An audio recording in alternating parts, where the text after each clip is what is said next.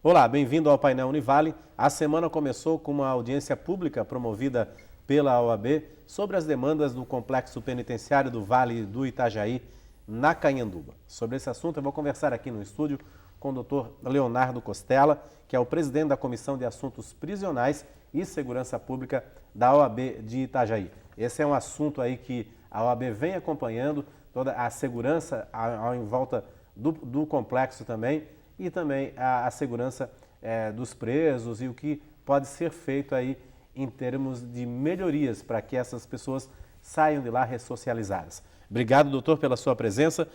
A OAB sempre tem essa preocupação, né, com o complexo penitenciário aqui do Vale do Itajaí. Antes de entrar aí nessa questão da audiência pública, por que isso, doutor? Por que essa preocupação tão grande, né, para conseguir melhorias também no complexo e também no entorno dele? Sim, sobre o complexo, a OAB vem atuando já há mais de anos, né?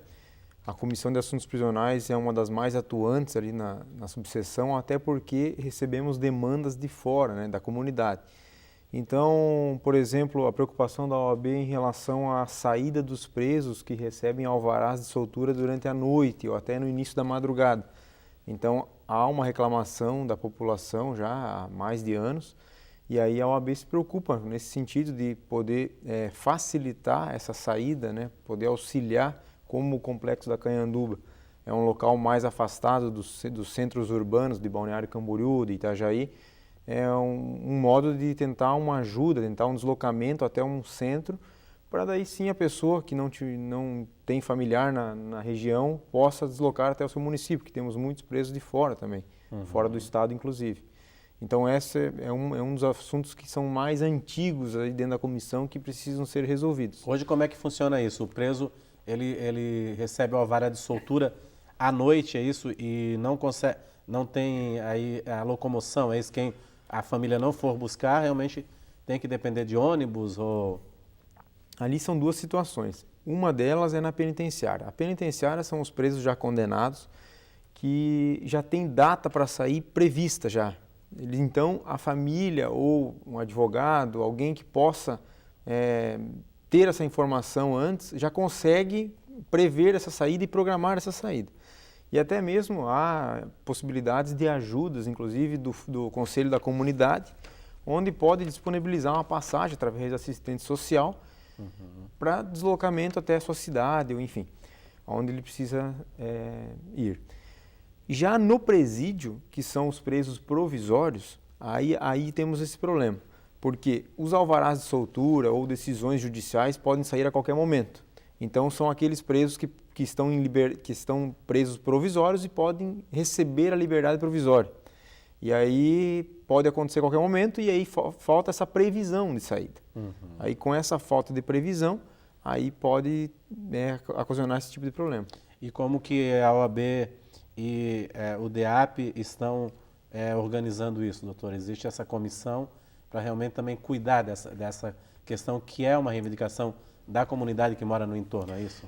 O DEAP, o Departamento de Administração Prisional, a partir do momento que ele recebe o documento do fórum com a decisão que tem que colocar a pessoa em liberdade, ele tem que fazer, o pessoal da administração tem que fazer a consulta no sistema, verificar se aquela pessoa que está recebendo o alvará de soltura não está preso em outro processo.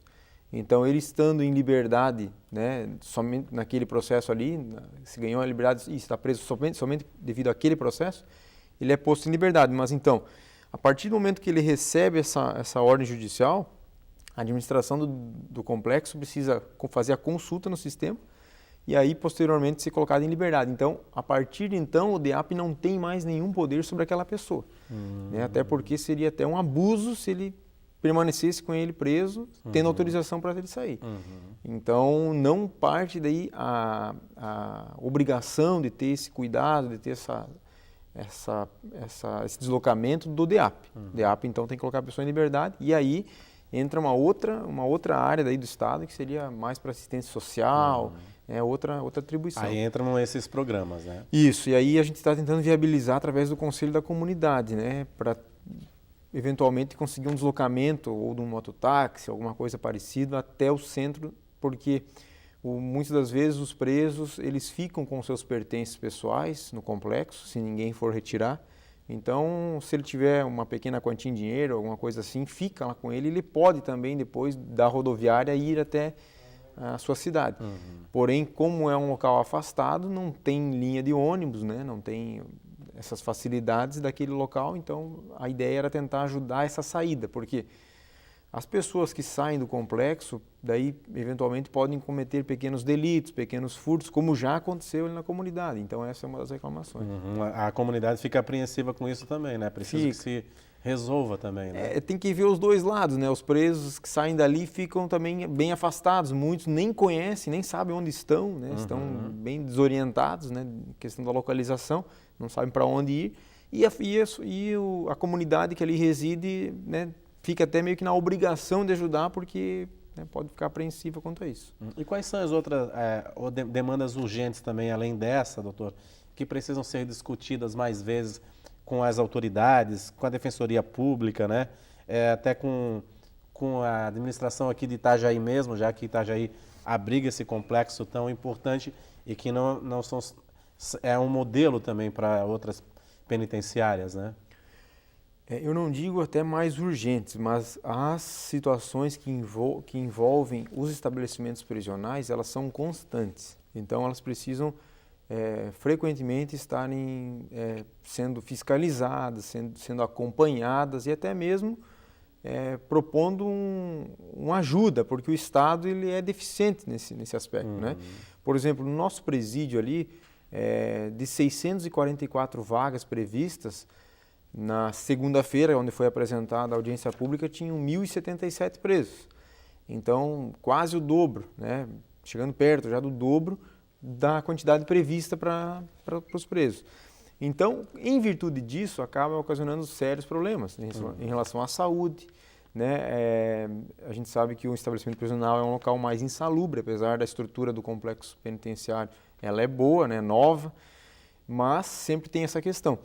E então as questões são constantes, são relacionadas à saúde, às vagas no trabalho, né, onde ajuda o preso na ressocialização, na volta à sociedade, a educação também, né, temos cursos, inclusive ali no complexo tem presos cursando pós-graduação, graduação, enfim.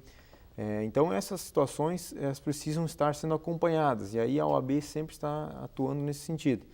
Né? Além disso, ali na comunidade a gente tem uma dificuldade que não envolve diretamente o presídio, que é a questão do acesso, né? Que quem frequenta o complexo, seja um profissional ou seja a comunidade que ali reside, precisa deslocar até Balneário Camboriú para fazer um retorno e vir para Itajaí ou para Navegantes, para o norte. Então, todas as situações, de repente, com uma marginal ali sendo estendida, a marginal que já vem ali do Trevo de Brusque, com um sentido duplo, poderia facilitar até naquele túnel que existe ali. Então... Isso você já tem entrar em contato já com a Arteres, a administradora aí da rodovia também, para resolver essa questão? A nossa ata está sendo corrigida, alguns pontos, e as deliberações, né, já estão sendo encaminhadas, né? A autopista, ela precisa de autorização da NTT. Então, primeiramente, nós estamos viabilizando o pedido para a NTT e aí depois sim para a autopista para poder executar essa... Que é subordinada à NTT. Exatamente. Né? Agora, doutor, o senhor falou em 1.074 presos, é isso? 1.077 na segunda. Chega a ser uma superlotação também, né? Sim, sim. Isso acarreta problemas também, né? Sim, porque numa cela onde há vagas para 8, dependendo da situação, tem 11, 12, 13, porque uma das dificuldades da administração prisional é fazer essa divisão dos presos, pois temos que dividir eles em regime, tem o regime fechado, semiaberto, tem a questão das facções, que tem que ter divisão, tem a questão dos crimes, então um determinado crime, né, não pode ficar com outra pessoa de determinado crime. Então, muitas divisões, né? Então, acaba dificultando essa administração. Há essa divisão, então? Há essa divisão. Há essa divisão mesmo? Sim. De facções, quem pertence a facções, quem pertence... O tipo de crime também, há essa divisão? Quando possível, sim. Uhum. Agora, isso evita muitas vezes o que ocorreu agora recentemente, né? Em Sim. Manaus, né? 52 mortes, se eu não me engano, né? De presos, Foi. de briga de presos, de facções, que já repetiu em 2017 também, né, doutor? Foi um número até maior. A superlotação pode acarretar isso também, né? Com certeza. A administração prisional sofre uma grande preocupação quanto a isso, porque não é simplesmente colocar o preso para dentro do estabelecimento. Por isso que tem o local da triagem, que é quando o preso entra no estabelecimento, ele fica ali para poder fazer um estudo daquela pessoa, para verificar onde ele pode ser conduzido, né? Porque questão de facção, crime, enfim, onde pode ser um local melhor e que ele permaneça em segurança. Uhum. Agora, doutor, como que está a situação do presídio feminino? Penitenciária? É dentro do complexo? É dentro do isso? complexo. Uhum. Ele fica mais nos fundos do complexo. As presas vão sair daqui, esse presídio será desativado, mas ainda não está concluído lá na Cayanduba. A situação da Cayanduba, a estrutura, ela já está pronta. É uma obra federal e já não tem mais o que ser feito lá. Porém, falta efetivo, né, do Estado, ali, do Departamento Prisional. Funcionários, né? Funcionários, porque, por exemplo, no complexo da Cayanduba atualmente há uma cogestão. Então, tem o Estado e a empresa que administra, que ajuda nessa questão. Lá no feminino não tem essa previsão ainda, se vai ser assim ou se vai ser só com o Estado. E com o efetivo dos agentes prisionais do Estado aqui, do nosso presídio regional de Itajaí, próximo aqui da Univale, não comporta a estrutura de lá, porque lá é um local muito maior, mais extenso, e aí não daria para administrar aquela unidade. Então falta material humano e falta também a questão dos equipamentos, das licitações e tal. Já a unidade aqui, do Presídio Regional de Itajaí, não se sabe ainda o que será feito. Né? O Estado ainda não se manifestou se será desativado, será usado para outro fim, enfim, não tem ainda nenhum posicionamento oficial, pelo menos de conhecimento da OAB. Mas é preciso realmente tirar essas mulheres ali, porque o presídio regional já está um pouco deteriorado e tudo mais, né, doutor? Depois que mudou para as mulheres ficou muito mais tranquilo, né? Porque antigamente eram... É um perímetro urbano, né? Salvo engano, são 216 vagas e chegou a ter 700 presos. Então, antes era bem complicado. Agora, com as mulheres está muito mais fácil. Elas também trabalham na cidade de Tijucas, então algumas delas saem todo dia para trabalhar, voltam no final da tarde. Se deslocam até lá. Então a administração está muito mais fácil do que na época que eram com os homens. Mas, com certeza, é uma estrutura antiga, né, que está sendo adaptada, melhorada assim como pode, porque em virtude da nova instalação lá no complexo, o Estado também não libera muitas verbas para poder melhorar. Tá certo, doutor. A gente vai fazer um rápido intervalo. Daqui a pouco eu volto a conversar novamente com o doutor Leonardo Costella, presidente da Comissão de Assuntos Prisionais e Segurança Pública da OAB de Itajaí, a OAB que promoveu na segunda-feira uma audiência pública sobre a situação do complexo penitenciário do Vale do Itajaí, lá na Cayanduba. A gente volta em instantes.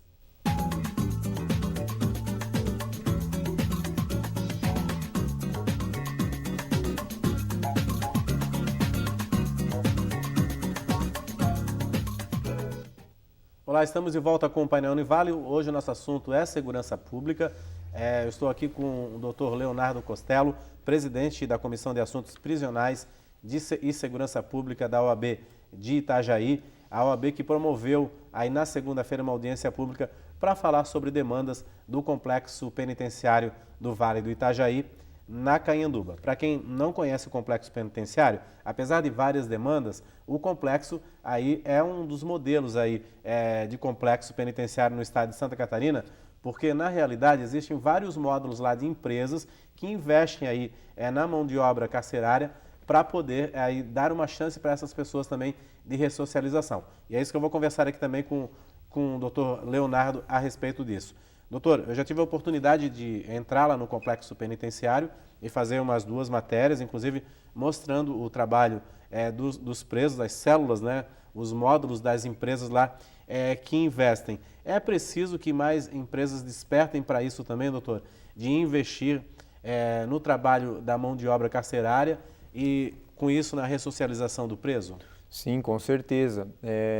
Além de cursos profissionalizantes, temos várias empresas instaladas no complexo que o preso sai da cela durante o dia, trabalha e volta para a cela no final da tarde. Uhum. Então, é muito importante isso, porque além de trazer uma profissão para aquela pessoa que muitas das vezes entra no estabelecimento e não tem nenhuma profissão, acaba ajudando a questão também da economia do local, enfim, porque lá no complexo é montada uma estrutura toda para atender essa questão dos preços. Então temos várias empresas lá e inclusive na audiência pública ficou estabelecido que iremos procurar a associação comercial para apresentar também o nosso complexo na questão industrial, questão de produção do local, e para que levem a possíveis interessados na questão da ampliação dessa estrutura. Pois é, porque muita gente aí não sabe, né? A gente aqui faz um tipo de diferente de jornalismo que mostra essas questões todas, mas assim, às vezes o presídio só vira notícia mesmo quando há uma rebelião, né? Sim. Então é preciso virar notícia também sobre essas questões também, né? Sim, inclusive para o município, através das empresas ali instaladas, inclusive temos empresas de fora da cidade, arrecadam bastante para o município, né? Eu já tive conhecimento, já olhei e tem uma significativa arrecadação de tudo que é produzido lá. Uhum. Então, a questão de impostos também traz esses benefícios para o município. Apesar que a gente vê assim nos módulos lá, a empresa que monta a secadora de roupa, a empresa de pijamas, onde os presos costuram os pijamas também, sim, né? Então, isso tudo é muito interessante, né? Instalou ali também arrecadação para o município. E como que eles são remunerados, doutor? Então, a empresa, ela paga por isso, né? E aí uma parte fica para a administração prisional. Hoje o fundo é Joinville, outro assunto também debatido na audiência, para tentar que seja criado o fundo em Itajaí. Para poder ter essa administração do fundo aqui por Itajaí e aí sim poder ser criadas novas vagas. Como, por exemplo, uma situação que poderia ser criada ali é a ampliação da lavação, onde teriam presos lavando ali as roupas, né, que são utilizadas por eles mesmos.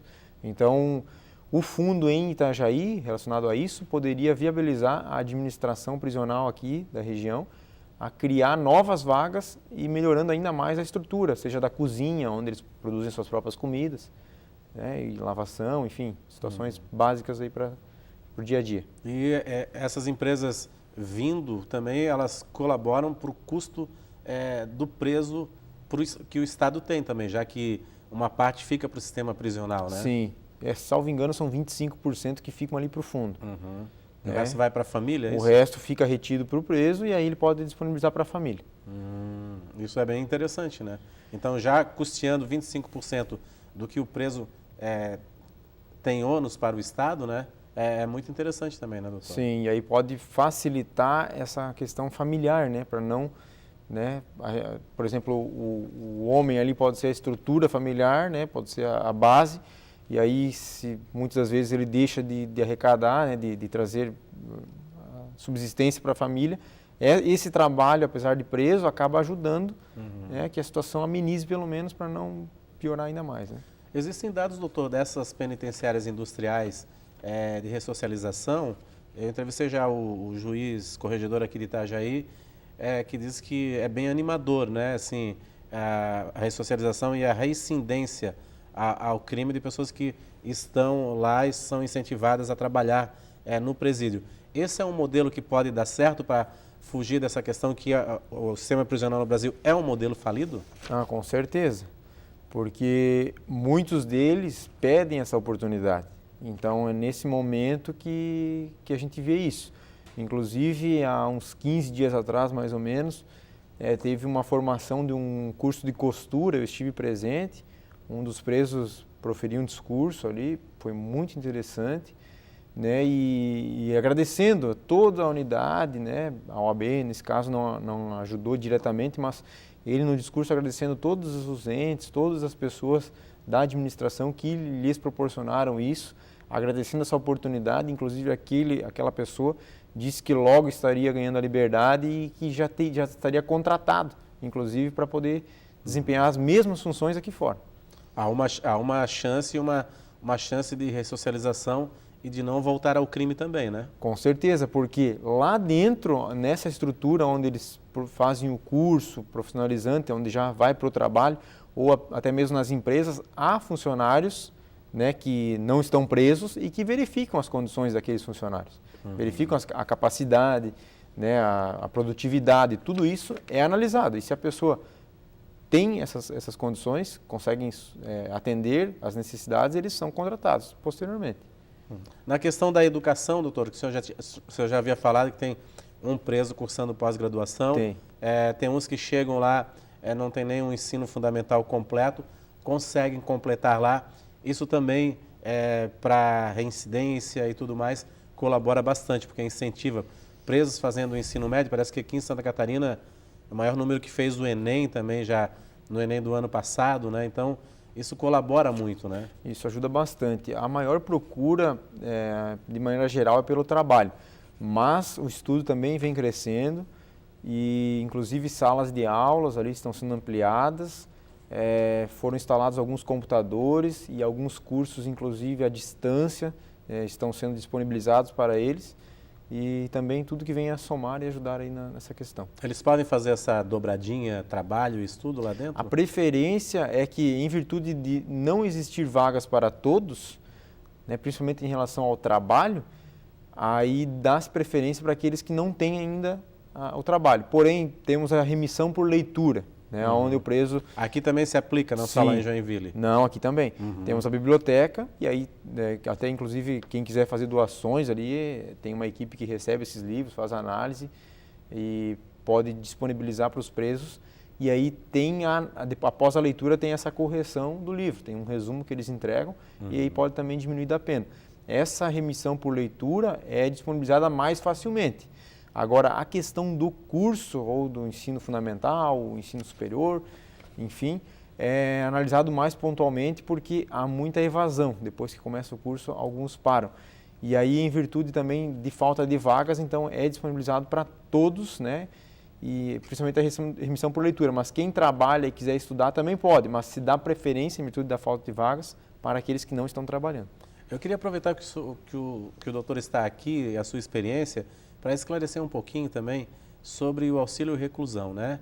Que muita gente deturpa isso nas redes sociais e tudo, reclamando de que por que o preso recebe um salário mínimo por cada filho e tudo mais. Então, eu queria que o senhor esclarecesse um pouquinho. O auxílio reclusão é para quem tem a carteira assinada no momento que é preso e que colaborou com o INSS e que tem um teto máximo para isso, não é isso? Sim. Eu agora não sei de cabeça o valor, mas ele é mais que o salário mínimo ali, um pouco mais. E aí, para aquela pessoa que estava contribuindo com o INSS, estava na qualidade de segurado e que tem dependentes, então essa verba não vai para o preso, vai para os dependentes, que entende-se o seguinte, aquele preso que contribuía para o INSS era a pessoa que era o provedor do lar. Então, ele saindo do INSS para não gerar outros problemas sociais naquela família, acaba contribuindo nesse sentido. Né? Mas o percentual de presos que utilizam esse benefício é muito pequeno. Né? Foi feito um estudo recentemente e é muito menor que 10% de toda a massa carcerária. Toda a população carcerária do Brasil. É bem pequeno o índice de utilização desse benefício.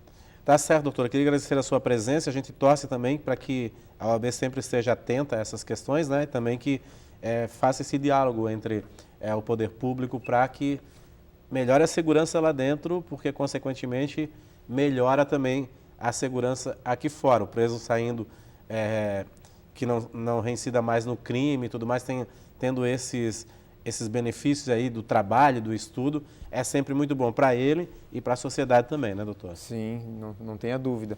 Essa é a nossa intenção, estamos sempre à disposição, inclusive a comunidade, se tiver alguma questão a respeito disso, pode nos procurar, nossa sede, bem próxima à Câmara de Vereadores, estamos à disposição para eventuais situações que possam vir a ser melhoradas. Tá certo. Doutor, muito obrigado pela sua presença aqui, pelos seus esclarecimentos. O Painel Univale fica por aqui. Nós voltamos no próximo programa. Até lá.